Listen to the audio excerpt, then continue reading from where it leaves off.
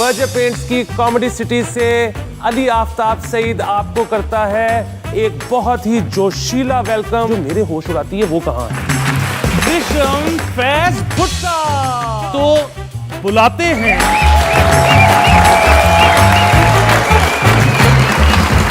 Comedy city एक शहर नहीं, एक शो नहीं, बल्कि शोशा है। तो मेरा एक पर्सनल मजाक हो कि जो पेट्रियाटिक है वो भी जा रहे हैं और जो इरोटिक है वो भी जा रहे हैं। वो दूल्हा कह रहा है यार मुझे भी डोलना करना है कुछ। अगर लॉकडाउन और चला तो मुझे लगता है 1 साल में मैं अपने बच्चों को खुद दूध पिला दूंगा। Ali Aftab Saeed is like the गंदी dream of a Punjabi girl. तू मेरा बेटा बहुत राम मौत मरेगा।